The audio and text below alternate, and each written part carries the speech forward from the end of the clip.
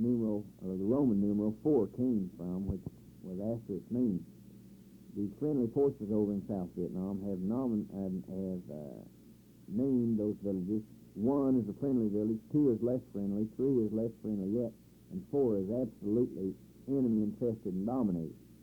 Sontang 4 was such a village, and by the way, so was My Lai 4. In the Army Americal Division incident, it was a 100% enemy village, as was Sontang 4. They came into the village, and the first house they checked, and I say house, is a little 10 by 10 hut with a little overhanging porch with a hard clay floor, and then under the house itself was a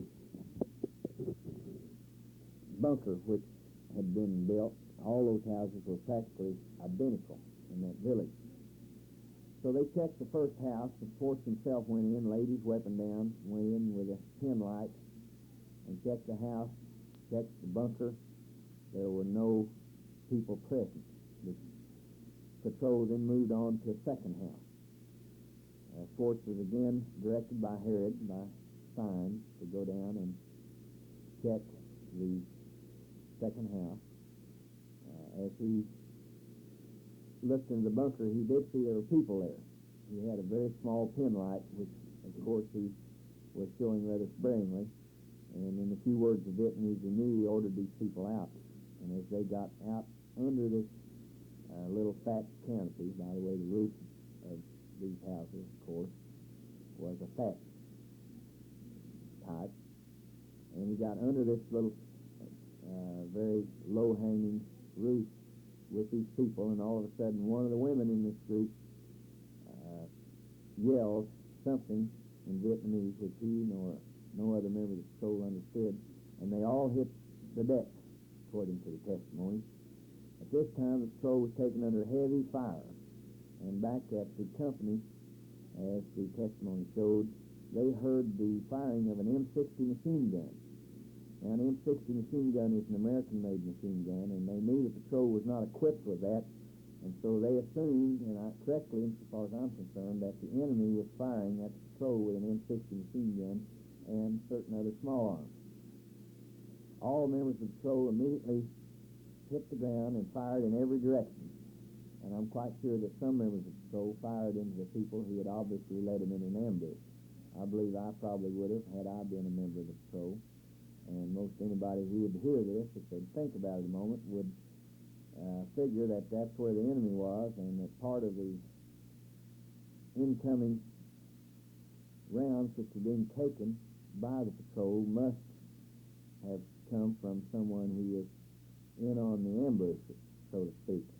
So the patrol had got control then of the situation and quickly moved the patrol on down toward the south to the base of a large hill mass known as Hill 270. And there was another house. So as they approached the third house, he again ordered Schwartz to check it out. The reason they were checking out all of these houses was that there had been night meetings of officers of the Viet Cong and of the North Vietnamese forces and leaders in the Viet Cong infrastructure in these villages where they'd make plans for North Vietnamese Army incursions and for line crossing and so forth. And the 1st Marine Division had been having rather good fortune in disturbing these meetings and capturing or killing some rather high-ranking North Vietnamese Army officers.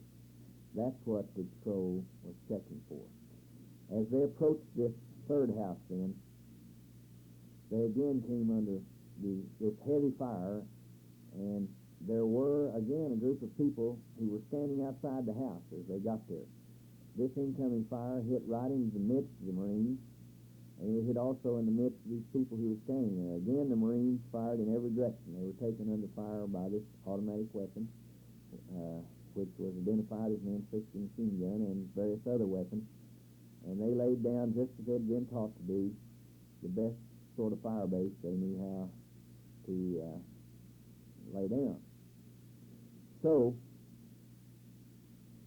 Crichton himself was hit in the back of the neck at this third house by a spent machine gun projectile, and he admitted that there was a large red welt left on the back of his neck, and he had a stiff neck for about a week. So when Schwartz ran back his rifle in order to take part in the combat, he found out that 2 enemy slugs had gone clear through his rifle, and it had been rendered useless by the enemy action. One slug went clear through the receiver, and that was an M16 rifle, of course, which is a weapon developed solely for the Vietnamese War. But he was charged then with killing some people with that M16 rifle and convicted when the weapon itself wouldn't even fire. We were astounded when we watched the trial of Schwartz, and Senator Stipe and I went over and watched that trial. We were astounded to note that the rifle was not even placed into evidence. Of course, we put that rifle into evidence in the Herrod case because we felt that that was a very vital piece of evidence to show that the enemy was firing on the patrol, but this rifle was never placed into evidence. And I think that that was a very negligent part of the defense of Michael Schwartz, and I'll always feel that way. One of the saddest days of my life was to be there in court and watch the conviction of Schwartz and find out that he'd been given 12 life sentences on 12 counts of premeditated murder, because I didn't feel like he had committed such a crime, and I was very suspicious of the sort of defense that's put up for Schwartz. It was a very spotty defense, to say the least. Well, the patrol then fled, actually, from the scene of this last ambush in a northwesterly direction, and Herrod finally regrouped them some yards from the point of the ambush and realized that he had left the assigned route of the patrol. He called back on the small radio to the company commander, told him what had happened. The company commander ordered him on back to the hill because he knew that there was not enough firepower out there for them to take care of what they had obviously run into. He ordered them on back. So they felt that they should go back by the same route they'd come down, because they had known that it was clear of booby traps, reasonably clear, because they'd just come down it, and they headed across an open rice field to the first jungle trail they had proceeded down in order to come to this village, and found the trail, started down it, and came on the first hut. You'll remember I mentioned a moment ago that this hut was empty, and as they were passing by this hut there at night, all of a sudden Samuel Green, said, "Herrod, there are people there." And lo and behold, the place which had been empty only a few minutes before now contained a group of people who stood under the canopy out in front of this hut. And Sam Green said, "Go on by and I'll keep them covered." And he pointed his M16 at this group of people. And just as the patrol got even with this group of people, a woman reached very quickly into her black pajamas as if to come out with a grenade, which they had seen happen more than once. And Sam Green did just what you or I would have done. He opened fire with his M16 on this group, and the patrol very quickly went on down the trail back to Hill 5-5, where they were greeted with open arms by the rest of the company, because they had been able to make it through without receiving any serious wounds, even though Crichton did have the small flesh wound that I had described earlier. Well, as luck would have it, the next day, a brand new young Marine lieutenant with an intelligence patrol stumbled onto an old lady down by this village, and she took him down and showed him his dead bodies, and he very carefully took 2 rolls of colored photographs of the dead bodies, and he was very incensed about it. He had just come to Vietnam and never seen a dead person before. So he made a very gory report relative to the matter to his commanding officer, and an investigation was ordered. The film was developed, one thing developed into another, and a board of inquiry was called, not a board of inquiry, an investigation was ordered. An officer who I regard as very biased, for reasons I won't go into at this time, conducted the investigation. For instance, he found in the investigation that he had this finding, that all of the troops back on the hill thought they had heard an M60 machine gun firing, but they were mistaken. That was his finding, that they were mistaken. And we were able to find literally dozens of very fine and experienced combat Marines that knew they heard an M60 machine gun, but the investigating officer said they were mistaken. So these boys were charged. Then the trial proceeded. The government rested.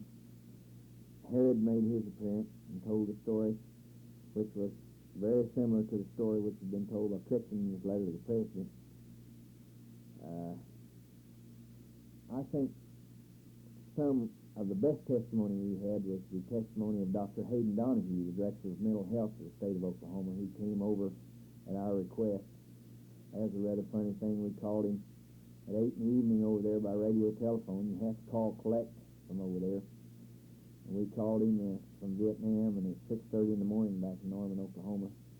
Here's a collect call from Vietnam, from Denzil Garrison. And I told him we wanted him to come to Vietnam. He said, "You must be crazy." And I said, "No, we need you over here." And he said, "Well, it'll take me 2 or 3 days to get there." And I tell you, that was really rushing it. But he came.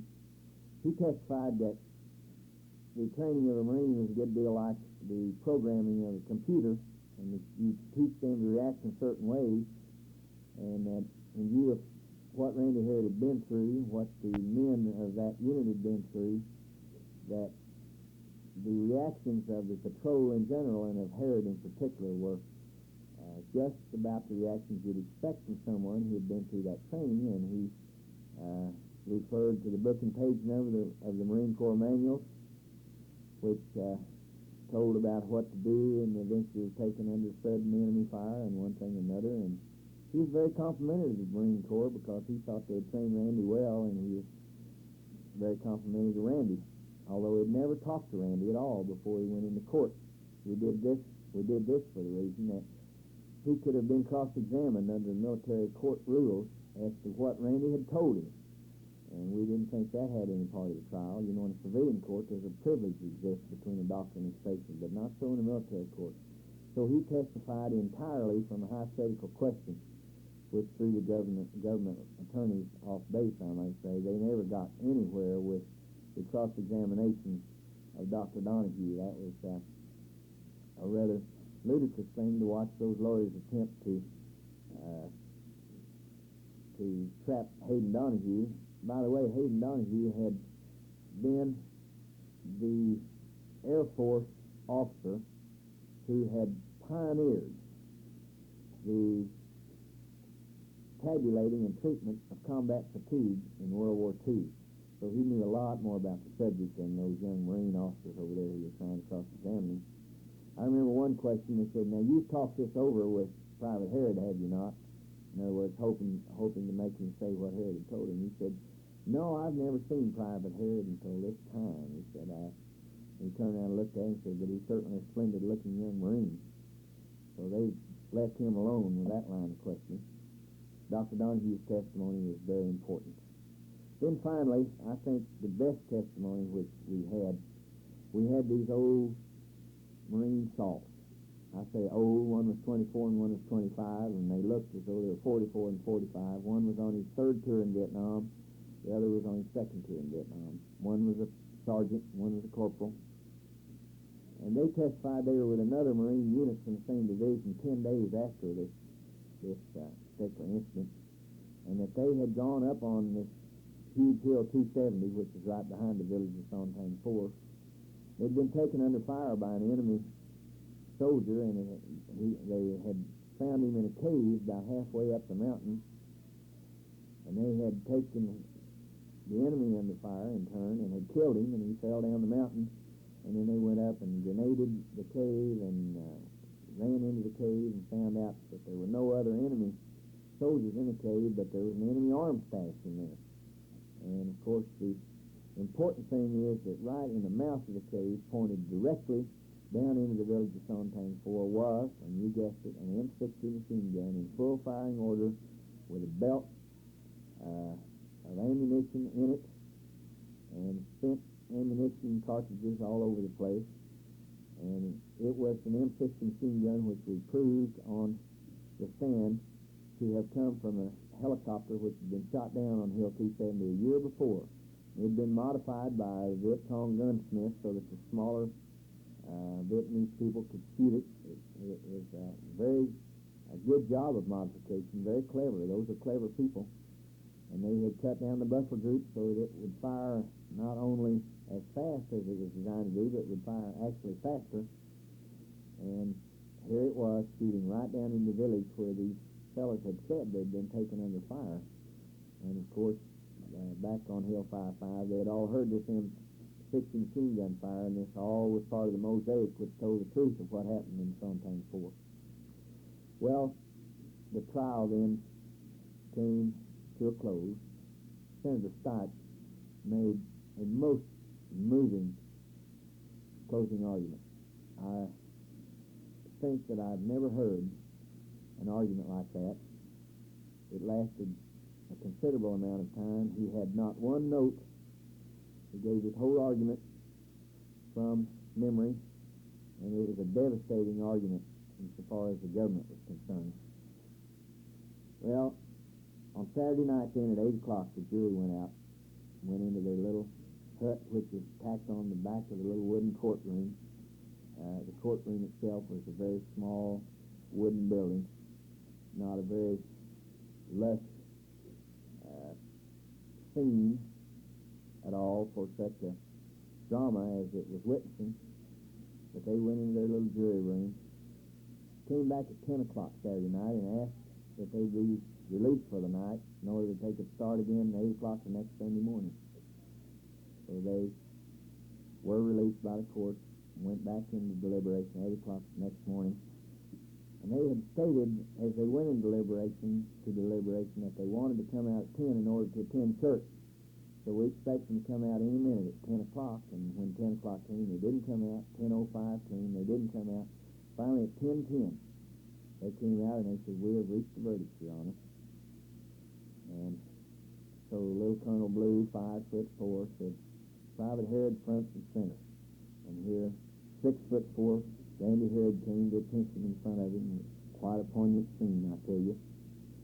And he said words roughly to this effect: "Private Randall Herrod, this court, upon secret written ballot, at least 2/3 of those voting concurring therein, finds you of all charges and specifications not guilty." And I tell you, that was the high point of the lives of those people connected with the defense there in that little courtroom in Da Nang, South Vietnam. Randy Herrod sunk to his knees in more or less a prayerful attitude. The only word I heard him say there for the first few seconds was, he said, "Wow," W-O-W. And then the courtroom burst open and his buddies came in. They'd heard the news outside, and they were joyfully slapping him on the back and slapping Stites and myself and the other members of the defense on the back, and we were so happy. And I walked out with Randy, and here were the ever-present television cameras. One television man in particular pulled Randy Herrod to the side of the courtroom there and said, "Well, what do you think of your Marine Corps now?" And Randy Herrod said something which I think is very moving. It was to me at the time, it is now as I look back. He said, "I am proud to be an American. I'm proud to be a Marine. And if I had it to do over again, I would be a Marine. And I am proud to have taken part in their operations here in Vietnam." or words to that effect. And that's all he said. I don't know if that was shown on television here back here in the States, but it was a time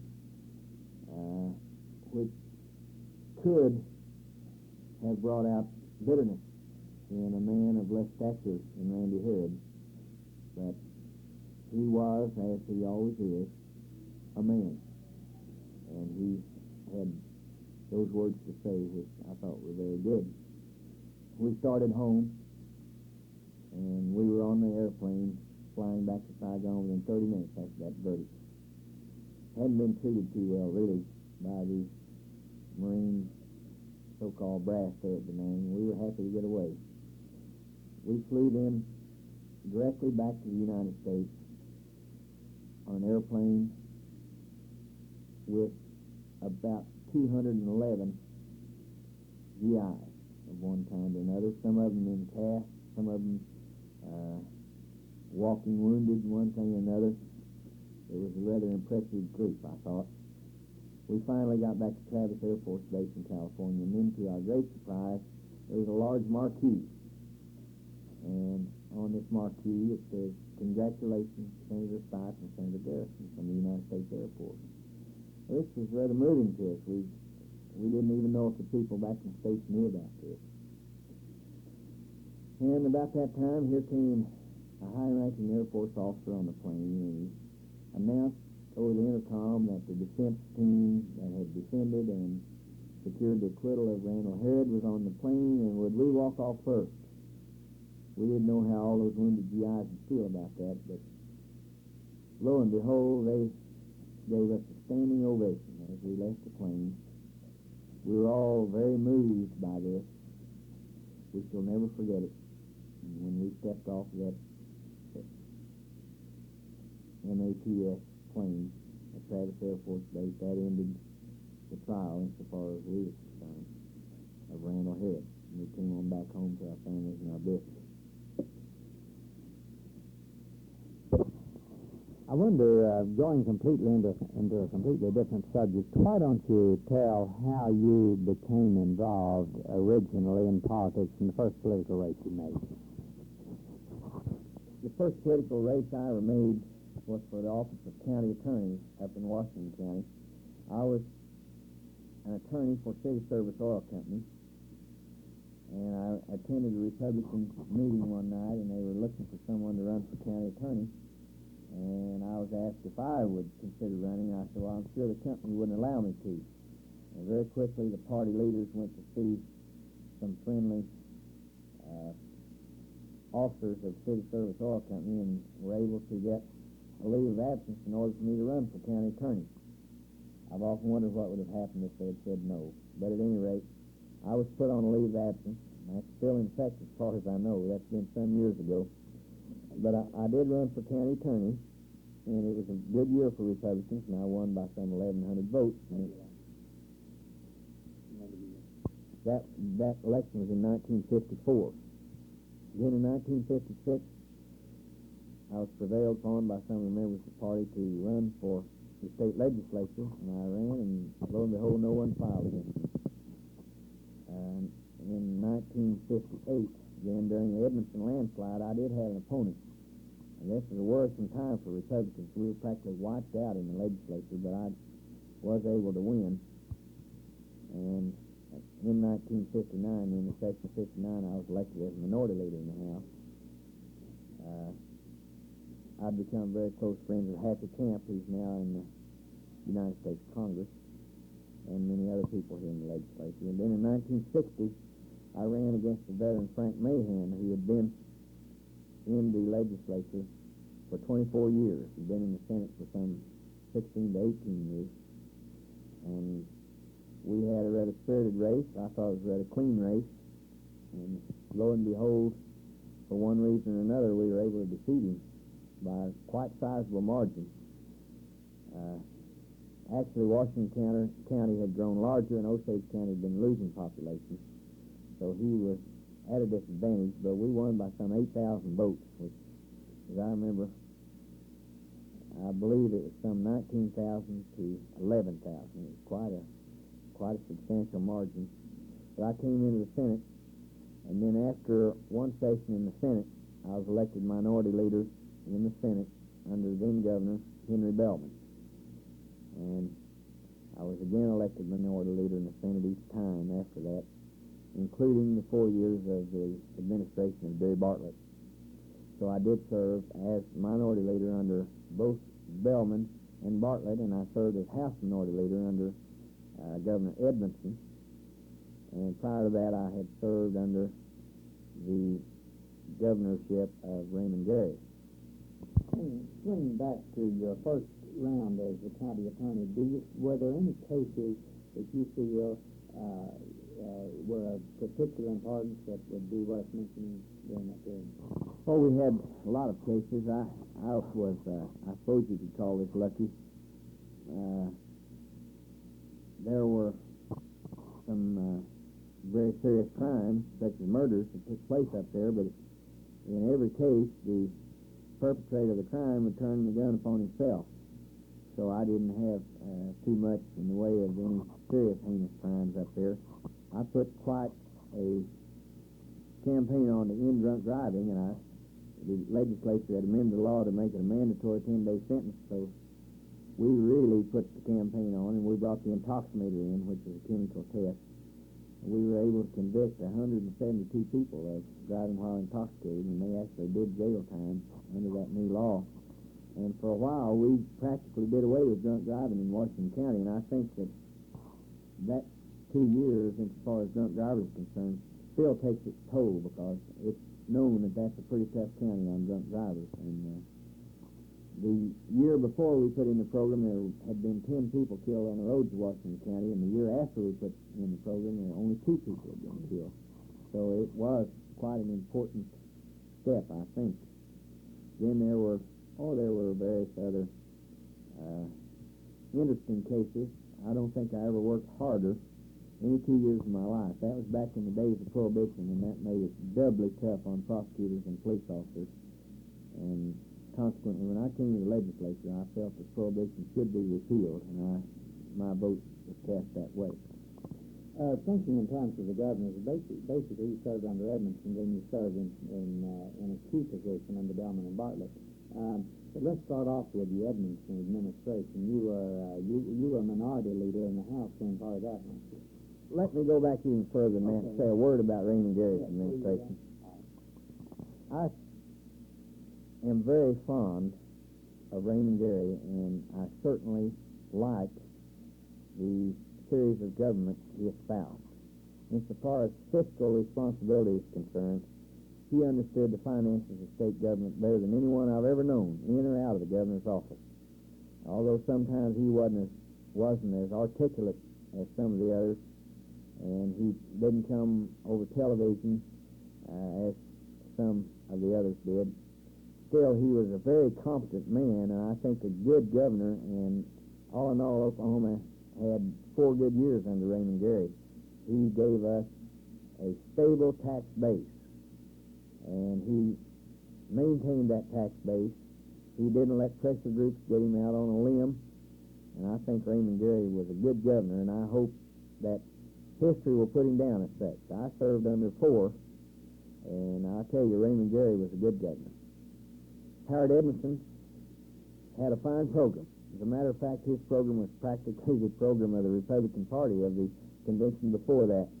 He came from nowhere, and suddenly he was in the runoff, and then he won the runoff. And looking back, he did very, very well on TV. He was really the first TV personality in Oklahoma politics, and he had all sorts of opportunities to be one of the most effective politicians in the history of the state, but for various reasons he just never developed it to the full extent. He got a lot of his program by, and most of it I was able to do for. My county has always been a reform-minded county. The merit system I was for, the merit system of employment and state employees. I was for the submission of the repeal of Prohibition. There were many other very important reforms which he espoused, and practically all of them I was for. He had a way, though, of not being able to get along with the legislature. Now, I'm not saying myself, because I got along with him very well. In fact, of all the governors, I probably got along with Howard as well as I did any of them, although I was not the close personal friend that I was of Bellmon and Bartlett, but we got along very well legislative-wise and socially. But he had a way of throwing down the gauntlet to the legislature. If he could make a legislator look good or make him look bad, he would first see if this was a fellow that had been voting with him, and if it hadn't, he would try to embarrass him in every way possible. And there are many ways the governor can embarrass the legislator. And this caused trouble between the legislature and the governor, and it became open and more open until the last 2 years of his administration were very distasteful, because the legislature organized itself completely separate from the governor for the first time since statehood, which, by the way, I think is a pretty good idea, all in all. But there was little liaison between the legislature and the governor, and the session dragged on till almost August, and it became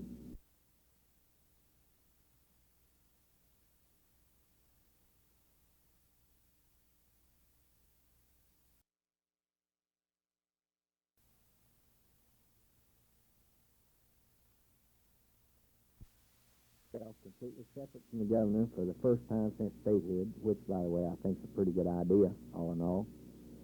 But there was little liaison between the legislature and the governor, and the session dragged on till almost August, and it became just a sniping match between the leaders of the legislature and the governor. Very distasteful.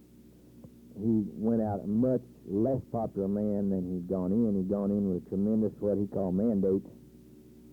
I've often thought if he'd just barely squeaked in, he'd probably made a better governor, because he had such a swollen majority that I'm afraid that he felt that he could do anything he wanted to and get away with it. And such was not the case, as history proves.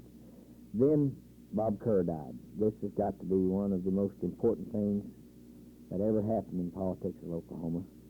And Howard Edmondson, as I remember, was down at the New Year's Day Bowl game in Miami, Florida, when he got the news. He came back and resigned, appointed George Nye as the governor for the 9 days of his term, and George Nye, in turn, appointed him as United States Senator. Well, this has never been a very good thing to do politically. In fact, it's been rather disastrous to practically anyone who ever got himself appointed to any high office, and the voters predictably turned on Howard Edmondson and turned him out of office when he ran for re-election. Then, moving on, Henry Bellmon was Oklahoma's first Republican governor. Now, many things can be said for Henry Bellmon. I suppose I know him about as well as anyone. I certainly know him officially as well as anyone, because I served as his floor leader. He is a man of tremendous physical stamina. He arises so early in the morning. I was rooming with Jim Connor, and he would just work us to death. We'd work until very late at night. Then our phone would ring at 5 in the morning, and I'd answer it, and there'd be no one on the line. 15 minutes later, it'd ring again, and it'd be Henry Bellmon and said, "Are you awake?" And, of course, I had known all the time that he had probably called the first time, and that he just wanted to get us out of bed, so that the next time he called, it would be available for telephone conversations. But as I said, his physical stamina was certainly outstanding. And in addition to that, he was one of the people that you'd find once in a while with tremendous native intelligence. I was told by people at Oklahoma State University that back in the days of Oklahoma A&M, when Henry was attempting to get through college in the quickest time they could in order they could go on and go in the Marine Corps as a lieutenant, that he took a 4-year course, for instance, in 2 years, and made nothing but A's. These are things that the record will speak for itself, but he's a very intelligent man, and he's a very patient man, tremendously patient. It's been said many times that he's hard-headed, and that might be a good description of Henry, but I wouldn't call it hard-headedness, because I've seen times when he's backed off a point about which he felt very strongly when he realized that he couldn't make the point due to the tremendous Democratic majorities in the legislature. I'll say this, that he perseveres, and he does not give up easily. Many times when it looks as though he's given up, later chapters will show that he's come back and won the fight after all. He was able to present the image of a hard-working, intelligent, honest farm boy to the people of Oklahoma. Now, the reason I think that he was able to present that image is because he is just that, and he was just that. And you could tell that the people loved him and respected him. For instance, when the people were given the opportunity of voting on whether the legislature should meet yearly or not, this was normally an unpopular subject, but Henry Bellmon, just in an offhanded manner, said he thought that that should be adopted, and lo and behold, the people went out and adopted it. If you go back and check, you'll find that every question which he espoused, which was given to the people, passed, and every question which he was not for failed, because the people had absolute belief in the honesty and integrity of Henry Bellmon. And I think that the Republican Party was very fortunate to have a man such as that as our first governor, because it gave a good taste to the people of what good, honest, hard-working, efficient government could be. You want to talk about legislation a little bit under the Bellmon administration? There actually weren't many pieces of landmark legislation. That wasn't what Henry was after. We passed some good bills during the Bellmon administration. There's no question about that. The record speaks for itself. But what we did, we brought stability back to government. It had been such a tumultuous 4 years under Howard Edmondson, with the legislature and the governor fighting amongst themselves. And here, Henry Bellmon brought stability, and he brought fiscal responsibility back to government. And that is what he was able to show, that a Republican could be governor and give a good, solid, quiet 4 years. You know, when he went in, a lot of people were predicting he'd be impeached in a short while because he was a Republican and the legislature was Democrat. He put this to sleep, and many members of the legislature on the Democratic aisle will tell you today that they regard Henry Bellmon as a very close friend. And I think the stability he brought to government was the hallmark of the Bellmon administration. I think the best compliment ever paid Henry Bellmon by the voters of Oklahoma is the fact that they elected another Republican immediately after his term. No one thought that a rich Princeton graduate, oil man, who was a member of the Roman Catholic Church and he came from Tulsa, could ever be elected governor. But it speaks well for Dewey Bartlett. He also is a very determined man, and he just doesn't take no for an answer. And he got in there, and he was nominated after a very spirited primary with Happy Camp. He was nominated, and then he defeated Preston Moore. Looking back, the campaign put on by Preston Moore was not a very good one, and the campaign put on by Dewey Bartlett was a very good one. And he was able to defeat Moore by more votes than Henry Bellmon had defeated Bill Atkinson 4 years before. Dewey Bartlett is a very tenacious individual. He does not take no for an answer, and he doesn't give up very easily. In his 4 years, we embarked on a program, the administration did, of considerable legislation as compared to the Bellmon administration. The Bellmon administration had offered the so-called giant stride, which would have been a wonderful thing financially for Oklahoma, but it didn't pass, and by and large, there weren't very many other great changes by legislation which were offered by Bellmon. But Governor Bartlett came along and he instituted the management study, which was of great use to the state of Oklahoma. He brought people from the industry who were very skilled in certain fields, varied fields, and he was able to get industry to loan these experts to government, and they came in and spent 90 days looking at the operations of the state of Oklahoma, and they had some 200 recommendations for changes which did not require legislation. Most of these changes were then put immediately into effect by executive order. This made a lot of difference. For instance, there was one report which three little ladies in the tax commission had been getting together for years and years, and the management study could never figure out why they got together and what the use of the report was. So that report was abolished, and automatically that saved $89,000 a year for the taxpayers of Oklahoma. And that is just an example of this type of thing the management study was able to cure. Then there were some 66 bills which were introduced in order to implement the management study. And at this time, I would have to pay thanks to the leadership of the legislature on the Democratic side of the aisle. They gave a good hearing to the government's management study proposals, and now that 66 bills, 62 of them became law. Many of them were rather far-reaching, and there were reform oriented all the way. So bill after bill after bill after bill passed which streamlined government in Oklahoma, and these sort of things will be felt for generations to come, because it's certainly every one of them that I know of a step forward. One of the bills was the creation of the Department of Corrections in Oklahoma. I remember that one in particular. Another bill brought computer government, computer-type management to the various agencies of Oklahoma.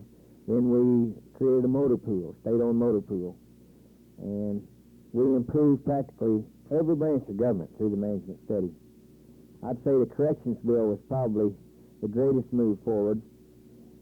It created the Department of Corrections. Oklahoma had been sort of in the dark ages insofar as the running of our penitentiaries and our whole corrections setup was concerned. Now we have a model corrections department insofar as legislation is concerned, and many states come to Oklahoma in order to study our way of doing things relative to corrections, and people who are well informed in the field think we have one of the finest legislative basis for Department of Corrections that exists in the country. All in all, I would rate Dewey Bartlett as a doer. He did a lot. And when he decided to do something, he would do it if he thought it was right, regardless of the consequence. I'll dwell just a moment on the firing of Martin Garber and Hubert Gregg. I was there when the decision was made. I was asked my opinion, and I'd like for posterity to know that I didn't feel that Martin Garber should have been fired. I made no recommendation as to Gregg, but I didn't feel that Martin Garber should have been fired. It was right at the end of his term, and his term could have run out, and that had been that. But Dewey Bartlett felt rather strongly that in order to protect his reputation, and in order to uphold the character of his administration, that since the question had risen, he could do nothing more nor less than fire both of them. And I think that probably cost him his re-election campaign. Just enough votes were lost there, I'm quite sure, to have pulled him over. But that's the way he felt. He never looked back on it. And that was quite a meeting over there, by the way, at the mansion. Robert Lawler was there. I was there. Jim Connor was there. Tim Dowd was there. And Wayne Rowley was there. And that decision was made, and it was a momentous decision. And it was made by the governor himself. No one made that decision for him. As a matter of fact, both Bellmon and Bartlett practically always made their own decisions. They delegated very little real authority.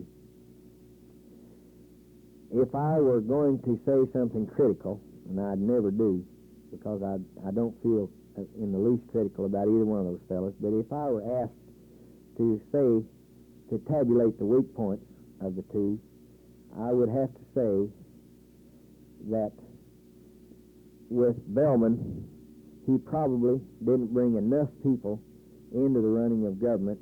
In other words, it was more or less a one-man show. He made all the decisions, and many times he would be slow in making them, and we would have already had a matter come up on the floor and perhaps voted for a bill that he would later veto. This was very embarrassing to the floor leaders.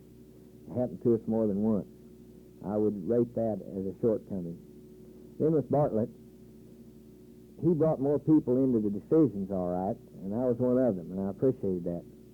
But he refused to delegate authority to people who worked under him. This was a severe drawback. If I were going to pick out the strongest man I've ever known in government, I would single out Henry Bellmon and Dewey Bartlett, but also I'd have to put there Robert Lawler, who was the executive assistant to Governor Bartlett, and he didn't seek the job. Governor Bartlett sought him, brought him from a very fine law practice in Miami. Bob Lawler was number one man in my law class, and of all the people I've ever known, I think he was probably intellectually the most brilliant and the most completely honest man I've ever known. And I would pay homage to him as the brains of the Bartlett administration, and I'm sure Governor Bartlett will join me in that, because he was a very brilliant man, and he, as I said, is much respected by all who know him, including the people in the legislature who had served with him while he was in the House and Senate. But Dewey was very slow to delegate authority. Now, when you have a horse like Robert Lawler working for you, you could delegate him authority to do many things, and he could do them just as well or maybe even better than Bartlett himself could do them. But he was slow to do that, and I would fault him in that. And that'd be the only small thing I could say against him. I think he made a tremendous governor. I know that he himself was worried about his slowness in delegating authority, because I've talked to him about it. And as I said, the Bellmon administration was strictly a one-man show, and how he was able to run it as well as he did, I don't know, but it speaks well for his intelligence, because he did the decision-making for 4 years. And he did it in a quiet, efficient manner, but everybody around him knew he was boss, I'll tell you. What do you think of the various causes of the Bartlett defeat? Well, in the first place, there was a national tide running through the Farm Belt against the Republicans. There was a little economic crisis took place among farmers. The Farm Bill was slow in getting out of Congress and didn't get out of Congress. And there was just enough of a swing away from Republicans in the rural areas of Oklahoma to defeat him. Now, you want to remember that he was defeated by barely 2,100 votes. If 1,200 people had switched, gone to Bartlett, he would have won. So this is essentially a tie. So most any small drawback is enough to cause the defeat. But if I was going to catalog them, I'd say the Garber-Dragg incident cost him votes, and probably enough to make the difference. Then there had been some forced consolidation of schools, and which had gotten quite a lot of the rural people in Oklahoma upset. This, no doubt, cost us enough votes to have won the election. And then David Hall beamed his campaign to the rural people. He was very rurally oriented. He took a tremendous slacking in Oklahoma and Tulsa County. And in fact, the populous counties of Oklahoma went heavily for Bartlett. But rurally, the normally Republican votes, to a large extent, went to Hall, because he had promised them that he was going to, one, hold the line in taxes, which he obviously didn't do, because he came out with the greatest tax program that's ever been perpetrated. And secondly, he said that he was going to save counties, and somehow he made it look as though Dewey Bartlett was going to be for consolidation of counties and one thing or another. All in all, they took a rural coalition that was brought about by the co-ops and one thing or another, the REAs. The rural coalition was able to deliver just barely enough votes. And when you add to that the people who normally get upset with the governor for one reason or another, and add to that the Garber-Dragg thing, and then several other little incidents took place during the 4 years of the Bartlett administration that just cost him enough votes to barely defeat him. I think, now, we're talking here today on June the 3rd of 1971, and I should say, and I think most political observers will agree, that if the election were held today, which it won't be, but if it were held today, he would beat the daylights out of David Hall. But that can't be and won't be, and David Hall ran on a platform of protecting the rural areas and no new taxes. And I have never seen a legislature such as this one we're now closing. It was so completely dominated by labor unions, and there's been very little help for the business interests of the state come out of the governor's office. The people are upset about this, and I think that if the election were held again, it would be a Bartlett landslide, but it won't be. So that's that. Thinking in terms of legislators that you serve with, what people stand out? Both parties. Well, I think Happy Camp was one of the most popular legislators I've ever served with. He's this kind of a fella. He had a heated primary in the governor's race for Bartlett, and the night of his defeat, he came out squarely for Bartlett, and I think Bartlett was elected because Happy Camp gave him such good help after the primary. He was one of the most popular men I've ever served with, one of the great leaders. He had his drawbacks, but one of the great leaders I've ever served with is J.D. McCarty, regardless of what fate may have befallen him at the hands of the law. I think over in the Senate that in the old Senate, before reapportionment, there were many more skillful leaders than have shown up after reapportionment. This time may take care of this. I don't think so, but it may. I remember Ray Fine as being very effective on the floor. I never voted with him much, but he was very effective on the floor and a very powerful senator. I think Don Baldwin is one of the senators most filled with integrity. He's a Democrat, but he's a very, very fine man and a fine senator. Of course, Gene Stipe is 100% on the other side insofar as his votes are concerned compared to mine, but he's a very talented young man, one of the best trial lawyers I ever saw. I'd have to rate Robert Lawler as the most brilliant man I ever served with. I think Bryce Baggett is a very brilliant legislator. Sometimes it's rather hard for me to understand things that he espouses and does, but he's a smart man. Then, of course, there are many dozens of fine, hard-working legislators I could mention. I thought Bill Harkey was a very good Speaker of the House. He was Speaker of the House when I came. I thought he was very good. Harold Garvin was a very fine senator.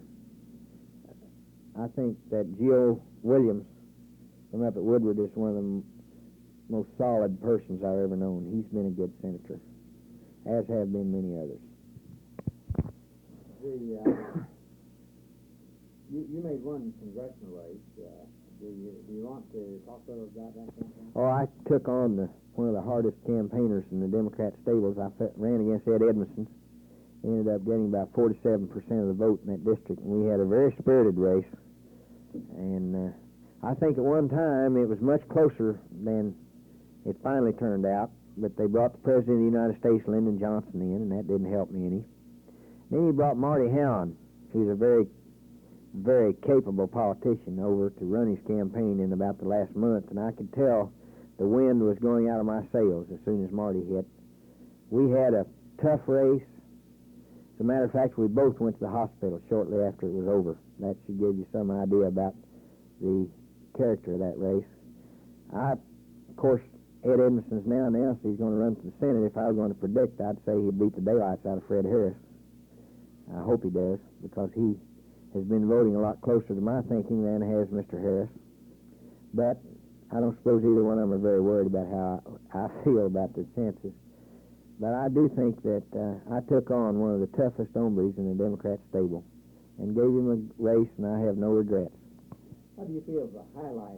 By the way, that was in 1966, and former Vice President Richard Nixon came and appeared in my behalf, and he's now the president. That was a big help to my race. What was the highlight of you? Has been a highlight of your career as far as politics is concerned? What do you feel? I think the election of Oklahoma's first Republican governor has got to be the highlight of my political life, because I'd waited all of these years and thought about what would happen and what wouldn't happen. And here we had our first Republican governor, and it came as quite a shock to me to find out that his name was truly to be Henry Bellmon, and he wasn't going to do everything I told him to. There were so many of us Republicans that waited so long, we thought that we'd be able to just go call the shots. And Henry let me know right early that he was the governor, not me, and I think Oklahoma's been better off for it.